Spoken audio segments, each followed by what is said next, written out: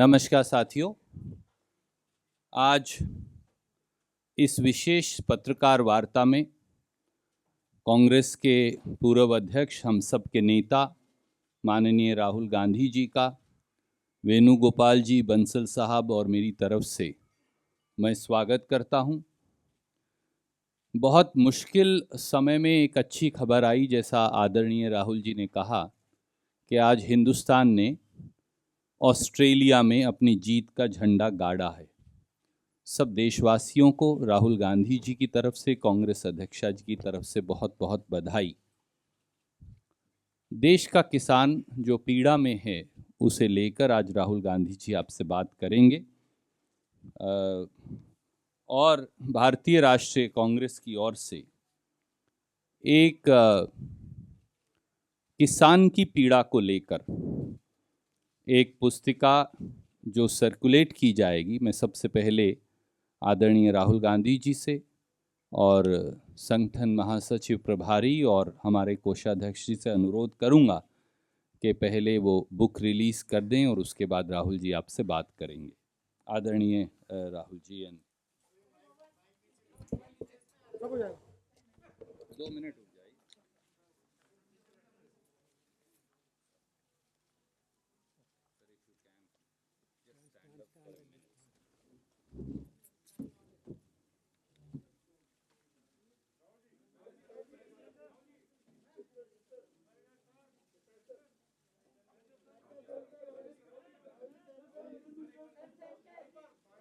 देखें, सी कितने फेयर हैं हम लोग। इधर भी दिखाते हैं, उधर भी दिखाते हैं, उधर भी दिखाते हैं। हाँ, बीजेपी होती तो बस ऐसे करती।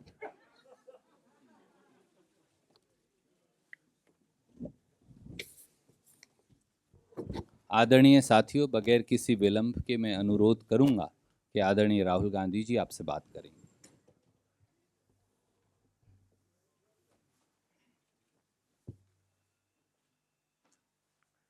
Good morning.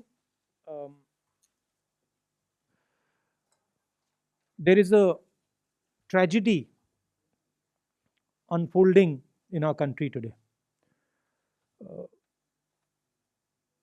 Government wants to ignore this tragedy. It wants to misinform people about this tragedy. But the truth is that a huge tragedy is unfolding. And I'm not just talking about the farmers, because that is only a part of that tragedy.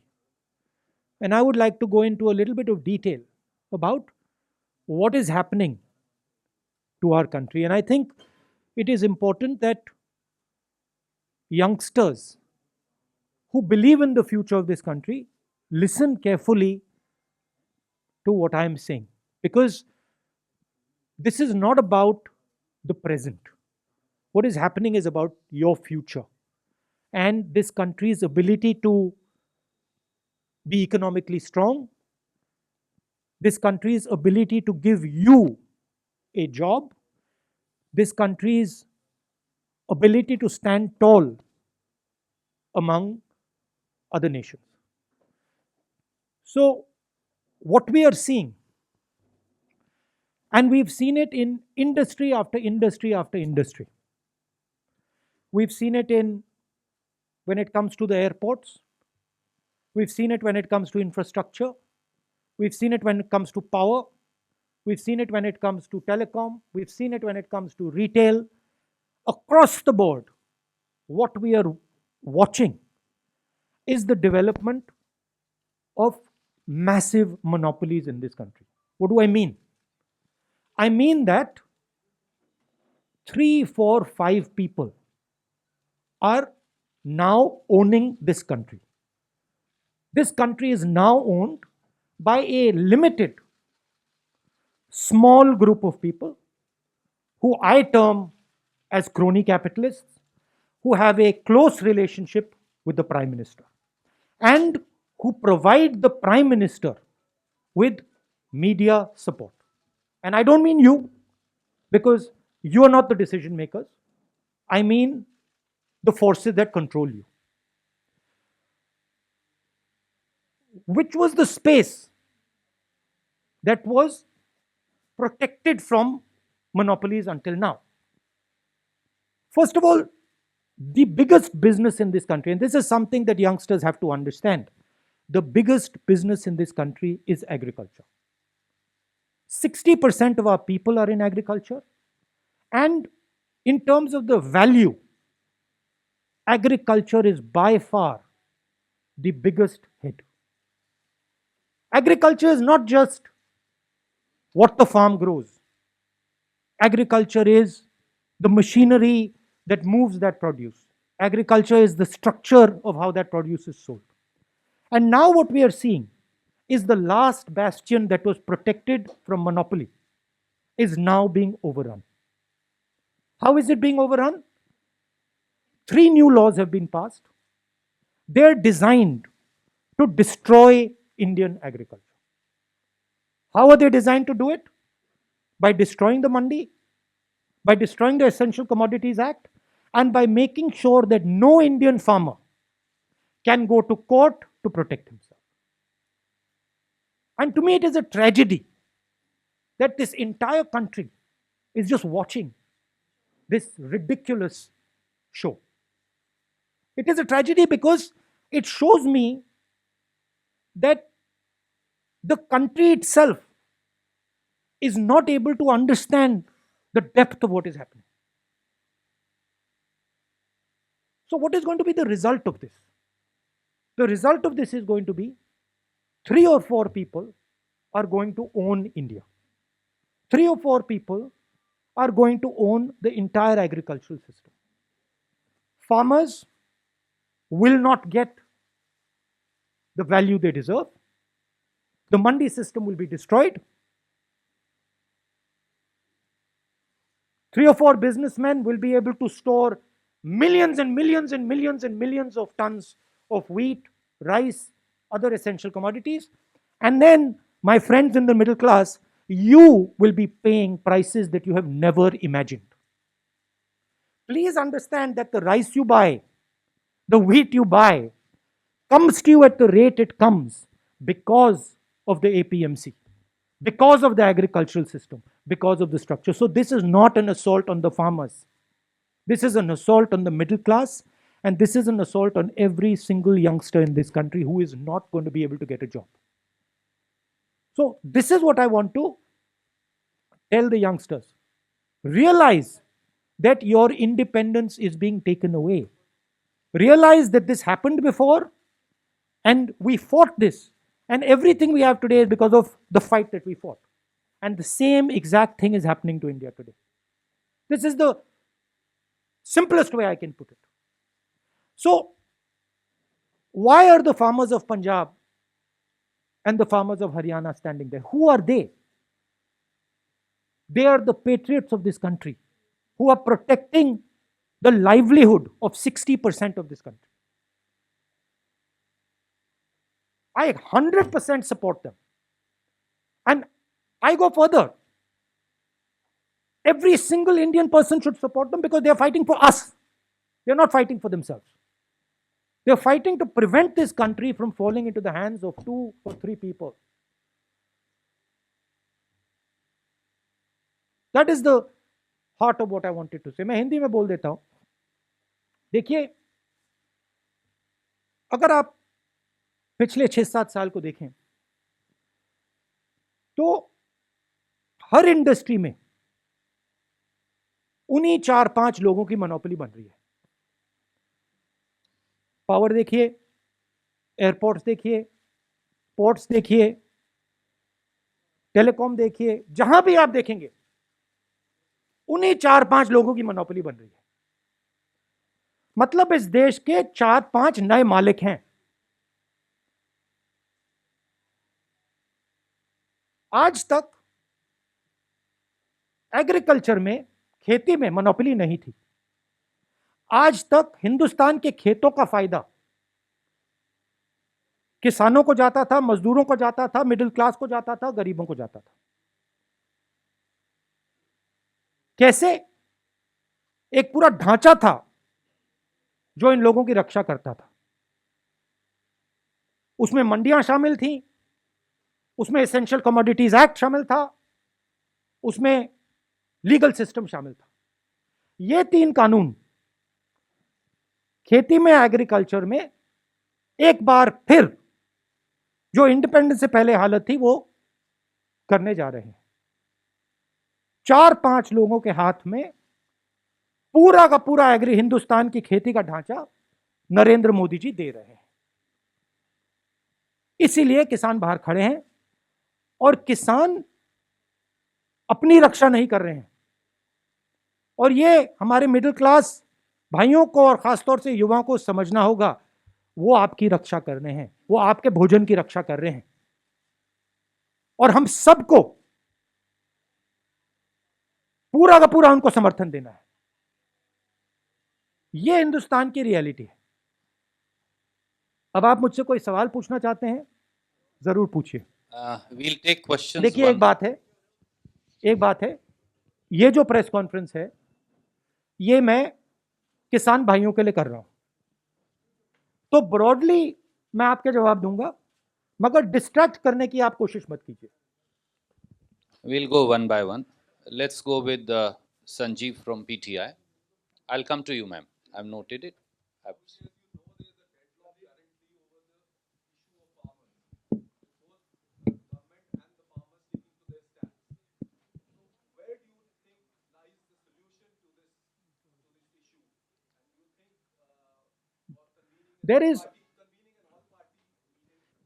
there is no deadlock. You have to understand what is going on. There is no deadlock. The government believes that they can tire out the farmers. The government, in its arrogance, believes that किसानों को थकाया जा सकता है, किसानों का बेवकूफ बनाया जा सकता है। किसानों को ना थकाया जा सकता है, ना उनका बेवकूफ बनाया जा सकता है। किसान प्रधानमंत्री से ज्यादा होशियार है। प्रधानमंत्री से ज्यादा समझ हिंदुस्तान के किसान को है, क्या हो रहा है क्या नहीं हो रहा है। तो that is the reality. Solution एक ही आएगा, ये तीनों कानूनों को वापस लेना पड़ेगा, और कोई सोल्यूशन नहीं आएगा। We are exerting more pressure. We are already exerting pressure. This press conference is a means of exerting pressure. But more than exerting pressure, I think the thing to understand is that this is not about farmers. This is about the creation of massive monopolies in this country that are going to take away wealth from the people of India. This is the crux of it. Please tell me one industry in India today, just name it for me, which is not monopolized by the same 5-6 people. That is the real crux of the issue. The farmers are, this is the first step. But you will see after the farmers, India will not be able to produce jobs. Why is it that the Indian economy has gone from the best performance to the worst performance? Siddharth from ANI. I've noted that.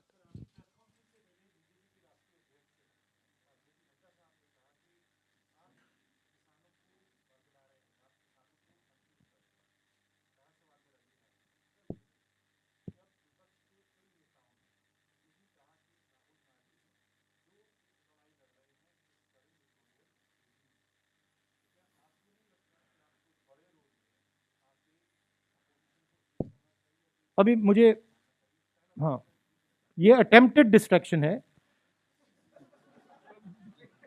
ये अभी full distraction नहीं है, attempted distraction है, but ठीक है।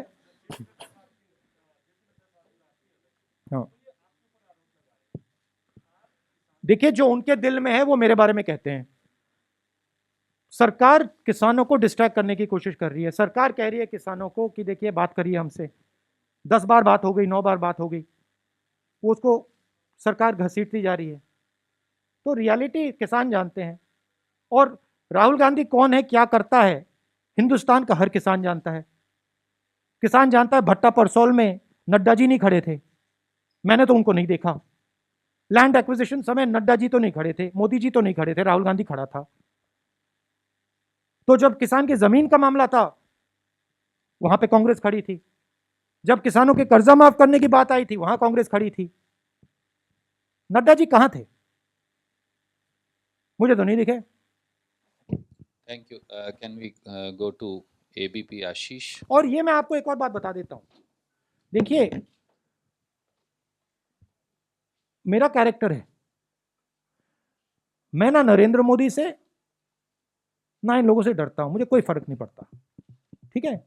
मैं साफ सुथरा आदमी हूं, मुझे ये छू नहीं सकते, बात समझिए। हाँ गोली से मार सकते हैं वो अलग बात है, मगर छू नहीं सकते।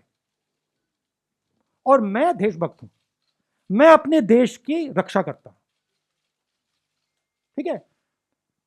और मैं करता जाऊंगा, मैं अकेला खड़ा हो जाऊंगा, पूरा देश अलग से दूसरे साइड हो जाएगा, मगर मैं अकेला खड़ा होकर खड़ा हो जाऊंगा, मुझे कोई फर्क नहीं पड़ता, ये मेरा धर्म है, मैं उनसे भी ज्यादा फैनेटिक हूं, ठीक है। और यहां क्या हो रहा है, जिस चीज के लिए ये देश लड़ा था 70-80 साल पहले, वो फिर से हो रहा है। आज मेरी बात मत मानो, जब गुलाम बन जाओगे तो फिर मानना, मेरे लिए एक्सेप्टेबल है, मैं तो गुलाम नहीं हूं ना। आशीष फ्रॉम एबीपी।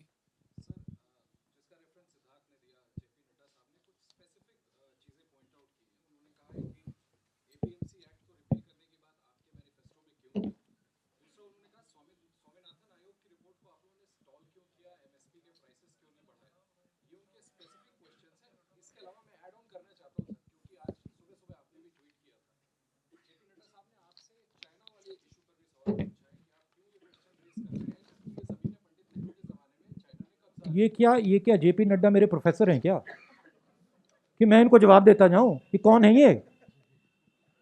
क्या ये हिंदुस्तान के प्रोफेसर हैं, टीचर हैं क्या? उनका क्यों जवाब दूं मैं? कौन होते हैं वो? मैं हिंदुस्तान का जवाब देता हूं, किसान का जवाब देता हूं, किसान मुझसे कोई भी सवाल पूछे जवाब दूंगा। और जहां तक एग्रीकल्चरल सिस्टम की रिफॉर्म की बात है, हाँ हमने रिफॉर्म की बात की है, मगर हमने एग्रीकल्चरल सिस्टम को डिस्ट्रॉय करने की बात नहीं की। हमारे किसी भी कानून में यह नहीं लिखा कि किसान जाकर कोर्ट में नहीं जा सकता, हमारे किसी भी कानून में यह नहीं लिखा कि मंडी को हम खत्म कर देंगे, नष्ट कर देंगे। हमारे किसी भी कानून में नहीं लिखा कि हम मतलब एक दो लोगों को पूरे हिंदुस्तान का अनाज स्टोर करने देंगे, कोई भी हमारा किसान, कोई भी ऐसा कानून नहीं है। Thank you sir. Can we go to Arun from news 18? I will come to you ma'am.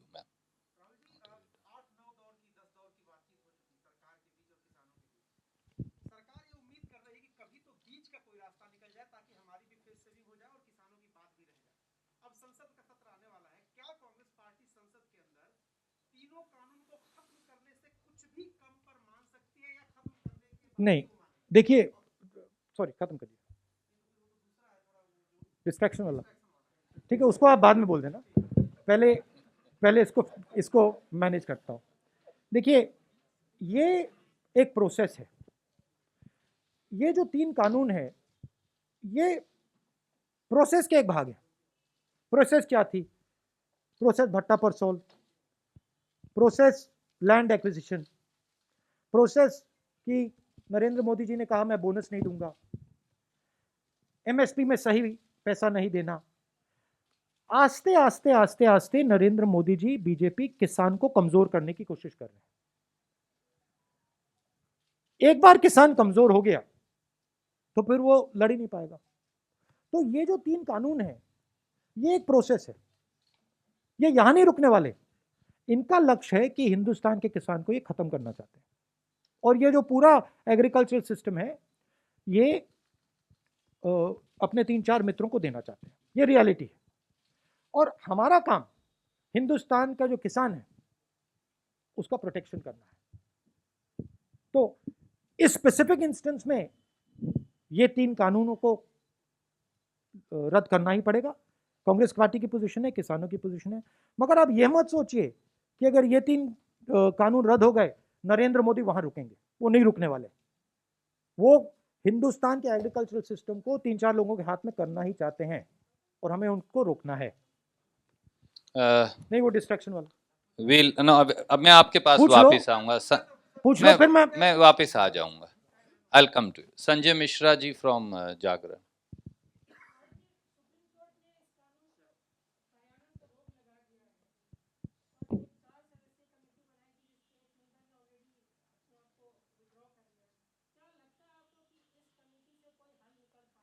देखिए, सुप्रीम कोर्ट पे मैं टिप्पणी नहीं देना चाहता हूं, बट सुप्रीम कोर्ट की रियलिटी पूरे हिंदुस्तान को दिख रही है. Thank you, sir. I'll come to you. I'll come to you. Anand Patel from India Today.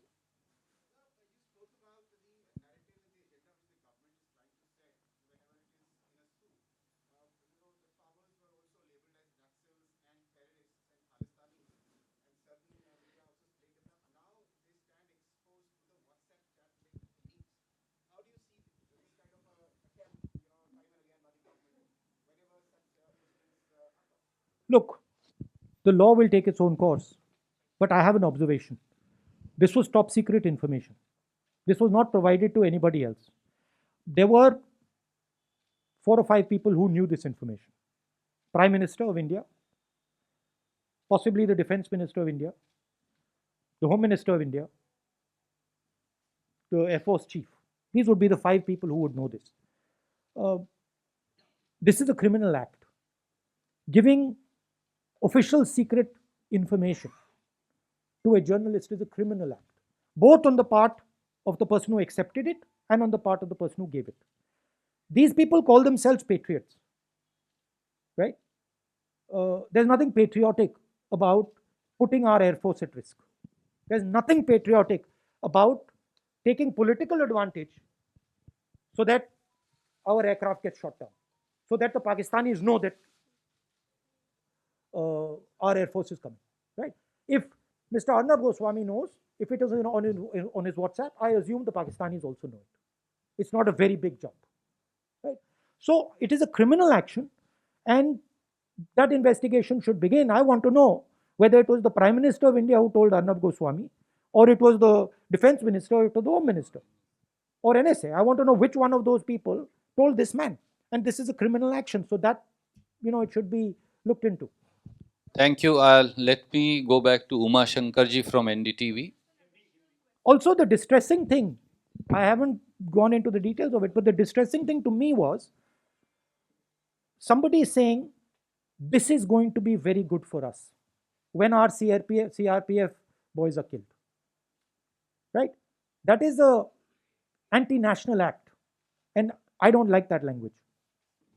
Thank you. Sir, just 1 minute. Uma Shankar. Hindi में बोल दूं? देखिए, अच्छा आप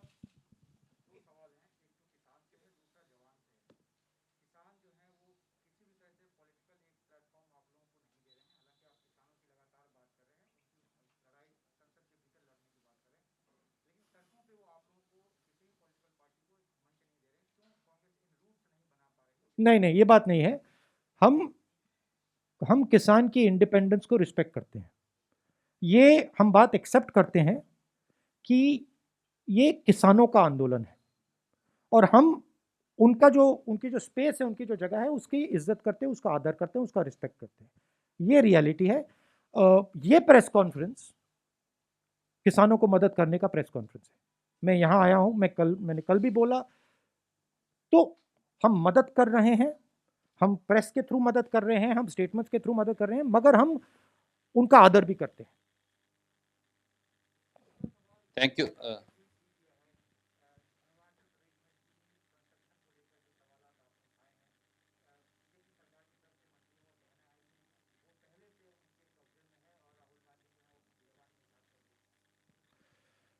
देखिए, मैंने कोरोना के समय कहा था फरवरी में कि बहुत बड़ी प्रॉब्लम क्रिएट होने वाली है.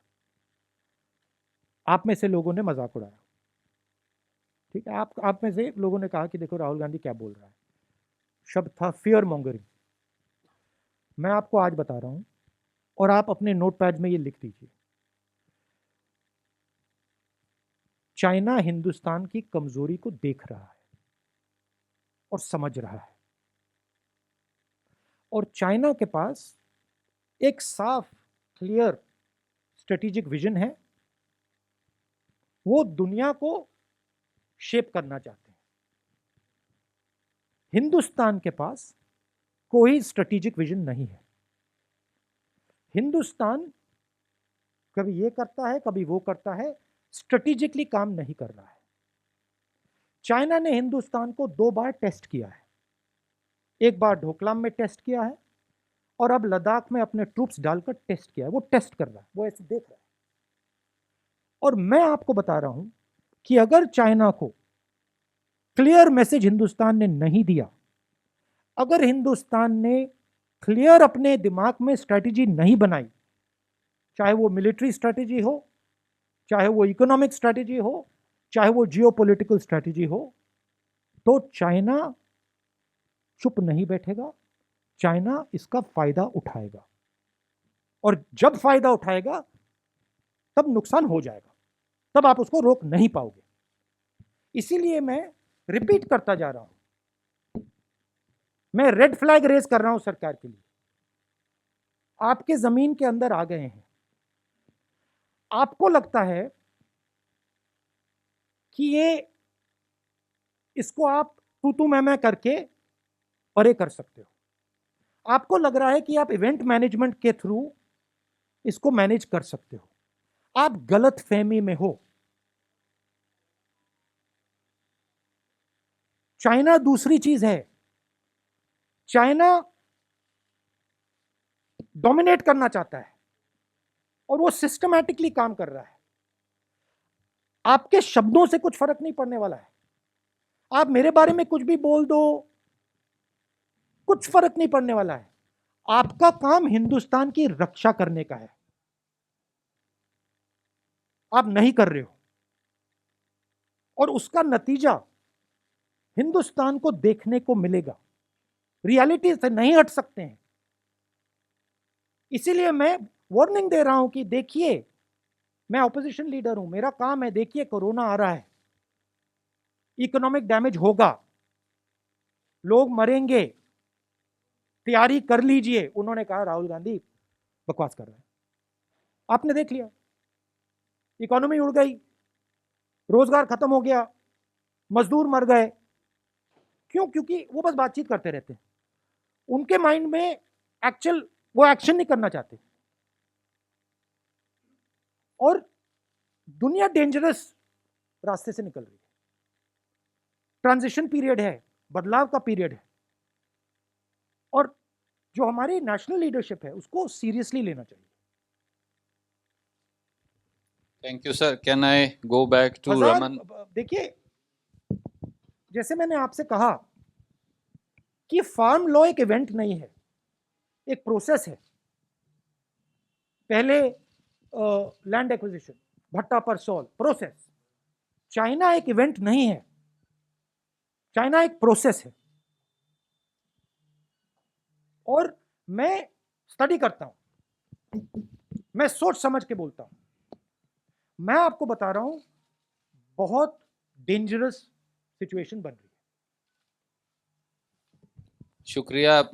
मैं क्या सब साथियों से अनुरोध करूं कि जैसा राहुल जी ने कहा था कि ये किसान मजदूर को लेकर पत्रकार वार्ता है, तो हम अपना प्रिंसिपल फोकस वहां रखेंगे। Raman from news 24।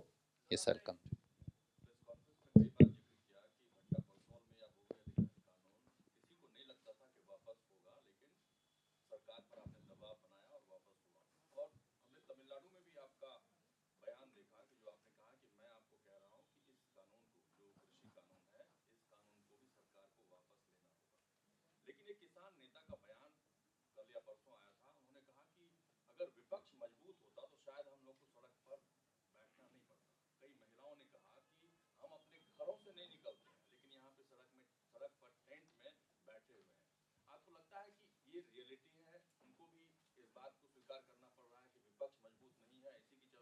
देखिए, जो विपक्ष लड़ता है वो इंस्टीट्यूशनल फ्रेमवर्क के साथ लड़ता है।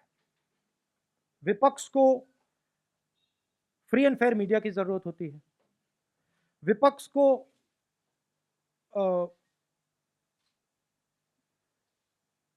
इंस्टीट्यूशंस की जरूरत होती है। विपक्ष को जुडिशरी की जरूरत होती है। विपक्ष को पार्लियामेंट की जरूरत होती है। तो हर इंस्टीट्यूशन को इन लोगों ने कैप्चर कर रखा है। कोर्ट्स को ये कंट्रोल करते हैं, मीडिया को ये कंट्रोल करते हैं, पार्लियामेंट में बोलने नहीं देते हैं। तो जिस प्रकार से अंग्रेज हिंदुस्तान को चलाते थे कि देखो अगर ब्राउन चमड़ी है तो बोल नहीं सकते, वैसे ये हिंदुस्तान को चला रहे हैं। बोल नहीं सकते, बोलोगे तो मारेंगे। तो डर का माहौल है। आपने अभी बोला कि सब लोग कहते हैं कि राहुल गांधी लड़ रहा है, मगर डर का माहौल है। आप लोग जानते हो कि जो आपको रियलिटी दिख रही है आप नहीं कह पाते हो, आप मेरे पास आके कहते हो। तो ये हिंदुस्तान की रियलिटी है और इससे हम लड़ेंगे। Thank you sir. दोबारा फिर किसानों पर फोकस लाते हुए मौसमी फ्रॉम आज तक। राहुल, आपसे पूछना चाहते हैं, हम लोग सिंघू लगातार जा रहे हैं और वहाँ पे कई किसानों ने अपनी जान गंवाई है, उनको शहीद का दर्जा वहाँ पे दिया जा रहा है। पर अगर आप देखिए तो लगातार इस तरह से सरकार भी एफिडेविट कोर्ट में दे रही है कि खालिस्तानी एलिमेंट है और वहाँ पे ऐसे संगठन है जो देश को विभाजित करना चाहते हैं, और इस तरह का एफिडेविट सुप्रीम कोर्ट में भी सरकार दे रही है। तो क्या आपको लगता है क्या अंजाम है इसका? और कई नेता सिंघू बॉर्डर पर गए, अरविंद केजरीवाल भी गए। अगर कांग्रेस से लड़ाई लड़ रही थी, क्या आपने मुनासिब नहीं समझा कि वहाँ जाना चाहिए? नहीं, वो तो मैंने आपको समझाया कि हम किसानों की जो का आंदोलन है उसको रिस्पेक्ट करना चाहते हैं। तो दैट इज द रीजन। देखिए, आपका पहला सवाल क्या था? सॉरी। कई किसान शहीद हुए हैं हाँ, वहाँ पे ठंड की वजह और से, खालिस्तानी। जहर हाँ, खाया है। देखिए, गवर्नमेंट का अप्रोच है कि एटीट्यूड है कि हमें सब कुछ मालूम है और हमारे खिलाफ जो भी बोलता है वो एंटी नेशनल है, क्रिमिनल है। ये इनकी अप्रोच है। हम जो बोल रहे हैं, हमें प्रॉब्लम दिख रही है, कोरोना की हमें प्रॉब्लम दिखी, हमने बोला, गवर्नमेंट हमारा दुश्मन बना देती है। हमने चाइना की बात बोली, गवर्नमेंट हमारा दुश्मन बना देती है। बट हम वार्निंग सिग्नल दे रहे हैं। गवर्नमेंट को यह समझ नहीं आ रही है कि मान लो इन्होंने इन किसानों को दबा भी लिया, मामला वहां नहीं रुकने वाला। एनर्जी कहीं और से निकलेगी, युवाओं से निकलेगी, अनएम्प्लॉयड यंगस्टर से निकलेगी। तो हम वार्निंग दे रहे हैं कि देखिए, आपने हिंदुस्तान के किसानों पर आक्रमण किया है, ये आप मत कीजिए। आप इनकी शक्ति को नहीं पहचान रहे हैं। तो ये रियलिटी, इनकी इनकी अप्रोच ही गलत है। ये सीखना नहीं चाहते हैं, ये सोचना नहीं चाहते हैं, ये सिर्फ बोलना चाहते हैं। इनको सिखाया गया है, आरएसएस के लोग उनको सिखाते हैं कि देखो, ना तुम्हें सुनना है ना तुम्हें समझना है, तुम्हें बस बोलना है। और बोलने में ये टॉप ग्रेड है, बट सोचते नहीं है। और देश को चलाने के लिए बोलने से ज्यादा सोचने की जरूरत होती है। Thank you. I'll go one by one. Anup Vajpayee ji from Amar Ujala. There. We should conclude now after Sir, one more question. Anup is there.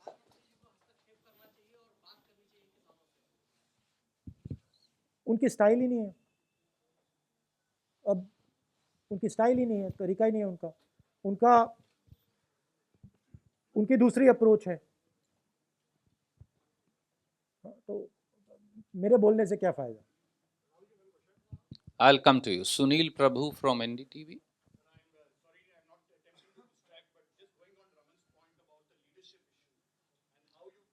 I'm not going to get into that.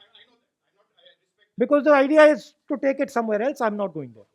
But my point is that you have been fighting the Congress party and the opposition, be it in parliament and elsewhere. You went to the president and everywhere. All options seem to be out, and now you yourself pointed out the media is not there, the judiciary is compromised, there is parliament which is compromised. Where will justice come for the farmers? That is the critical issue, and especially in the fact that there is a leadership crisis within the opposition. I believe in the spirit of this country. I do not believe that you can impose slavery on this country. I do not believe this country will accept 5 or 6 people owning it. I don't believe it. So where will the resistance come from? It will come from the people of India. Our job is to highlight what is going on to the people of India. We are struggling. Why? Because the instrument of transmission is not controlled by us. Right? So the press is not controlled by us. We don't have the thousands of crores of rupees that Narendra Modi ji has. We cannot put thousands of crores of rupees in social media. We cannot. But this is an advantage for us, because it forces us to be pure. It forces us to be honest. It forces us to tell the truth. This is good. I don't have a problem with it. I think broadly I will tell you, if you step back a little bit, what has happened is that the vision that India had for itself from 90s has collapsed. What used to work in the 1990s does not work anymore. So India requires a new vision. It requires a new imagination. And this is all the turbulence that is taking place because India does not have a vision. And Congress Party's job and its skill is in providing that vision. So you will see that we will provide India with that vision. There are many, many, many millions of people in India who do not accept this nonsense that is going on in the country. And they understand that there is a massive failure taking place. We used to be a preeminent economy in the world. We are laughing stock. We are complete laughing stock. We cannot give our youngsters jobs. Our farmers are sitting outside in the cold.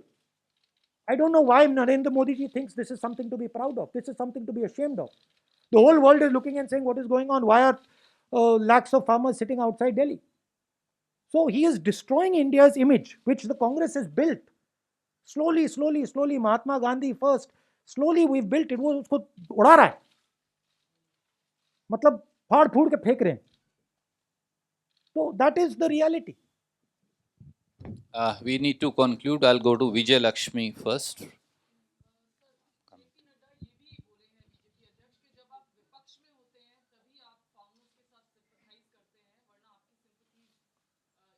भट्टा परसोल में हम सरकार में थे. Please tell him to read the newspapers.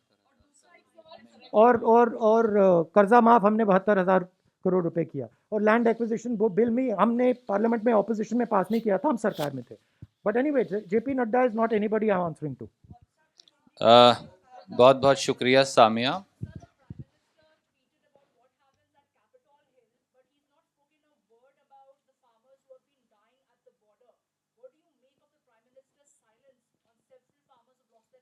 Well, I remember the Prime Minister saying, "Is baar Trump sarkar." I remember in Texas it was that, he was holding his hand up and saying, "Is baar Trump sarkar." Sorry, I'm not Trump. he's not Trump. I'm Joe Biden. Look, the point is whether he is Trump or Joe Biden. The point is whether he is Trump or Joe Biden, right?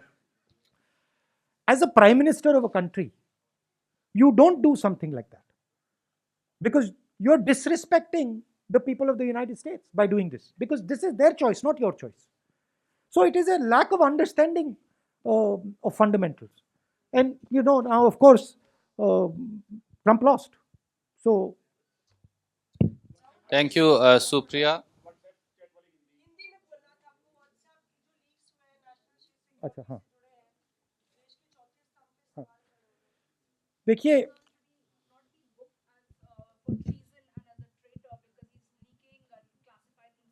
वो किसको book करना है, वो journalist को book करना है या उनको बुक करना है जिन्होंने इंफॉर्मेशन दिया, या दोनों को बुक करना है? दोनों को बुक करना पड़ेगा, क्योंकि इंफॉर्मेशन दिया भी किसी ने है और लिया भी किसी ने है. देखिए एक जर्नलिस्ट को डिफेंस का सेंसिटिव इंफॉर्मेशन बालाकोट से पहले इंफॉर्मेशन दी जा रही है। उसी जर्नलिस्ट ने पहले कहा पुलवामा के बाद कि यह हमारे लिए बहुत अच्छा हुआ है। Reflection of the mindset of the prime minister. जो इनकी माइंडसेट है वो उनकी माइंडसेट है। ये देखो हमारे लिए बहुत अच्छा हुआ है कि हमारे 40 लोग मर गए, अब हम चुनाव जीत जाएंगे। आपने इंफॉर्मेशन दी, इंफॉर्मेशन चार पांच लोगों के पास थी। ऐसे मिशन में पायलट्स के पास नहीं होती है। ऐसे मिशन में पायलट्स को लास्ट मिनट में मिलती है। एयर चीफ के पास थी, prime minister, home minister, defence minister, NSA. इन 5 लोगों में से किसी ने इस व्यक्ति को यह इंफॉर्मेशन दी। यह क्रिमिनल एक्शन है। पता लगाना पड़ेगा किसने दी और उन दोनों को जेल में जाना पड़ेगा और यह प्रोसेस शुरू हो जानी चाहिए। मगर यह प्रोसेस शुरू नहीं होगी। मैं बता दूंगा आपको क्यों। क्योंकि प्रधानमंत्री ने इंफॉर्मेशन दिया होगा।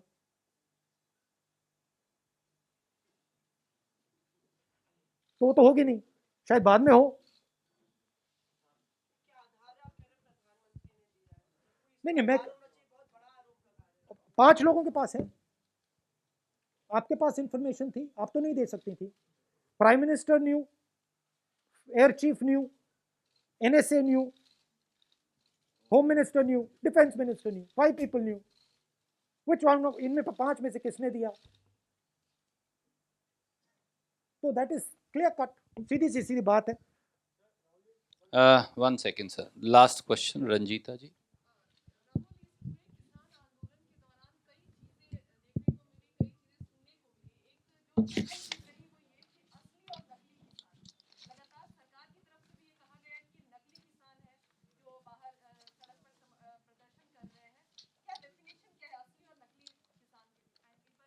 You have to ask the professors. Why are you asking me?